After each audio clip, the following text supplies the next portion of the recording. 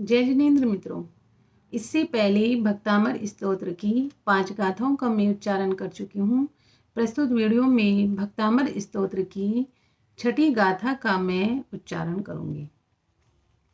अल्प श्रुतम श्रुतवतां परिहास धाम त्वद भक्तिरेव मुखरी कुरुते बलान् माम यत् कोकिलः किल मधौ मधुरं विरौति तच्चाम्र चारु कलिका निकरैक हेतुः।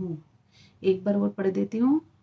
अल्प श्रुतम श्रुतवतां परिहास धाम त्वद भक्तिरेव मुखरी कुरुते बलान् माम यत् कोकिलः किल मधौ मधुरम विरौति तच्चाम्र चारु कलिका निकराइक हेतु। अब इसको मैं तर्ज में बोलकर बताऊंगी।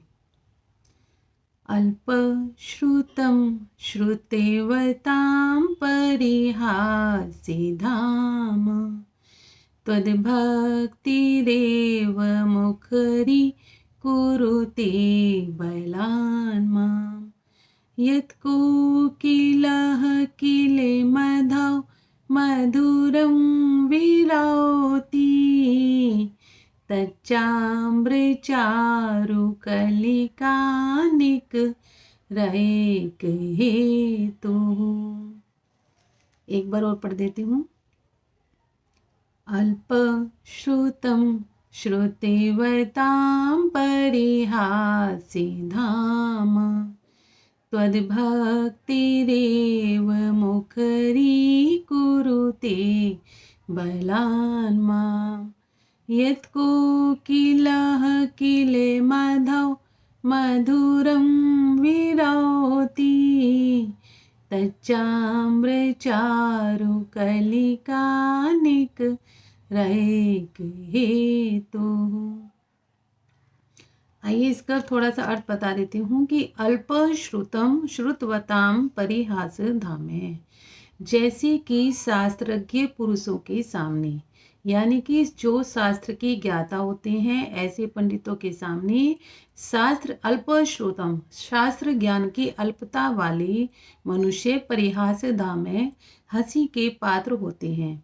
यानी कि जो अच्छे जानकार पुरुष हैं, शास्त्र के ज्ञाता हैं, उनके सामने जिस प्रकार से अल्प ज्ञान वाले पुरुष हंसी के पात्र बन जाते हैं, उसी प्रकार से मम त्वद भक्ति एव बलात् मुखरी कुरुते, उसी प्रकार से मुझे भी आपकी भक्ति ही बलपूर्वक वाचाल करती है। यानी आपकी भक्ति के कारण ही मैं केवल आपके गुणगान करने के लिए उद्यत हुआ हूँ, वरना मेरे अंदर कोई भी सामर्थ्य ऐसी नहीं है कि मैं आपके गुणगान करूँ।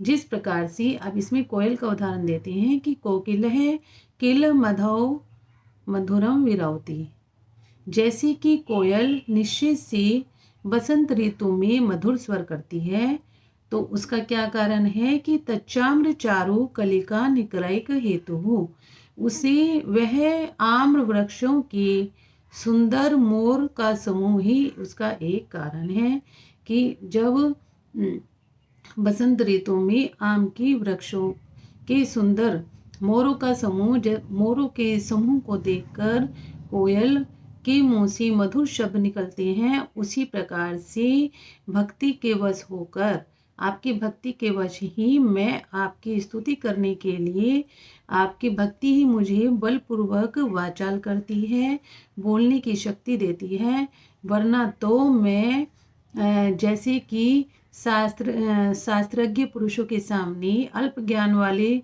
पुरुष का परिहास होता है, उसी प्रकार से मैं भी एक परिहास का पात्र बन जाऊं, लेकिन आपकी भक्ति के कारण ही मैं आपकी स्तुति करने के लिए उद्यत हुआ हूँ।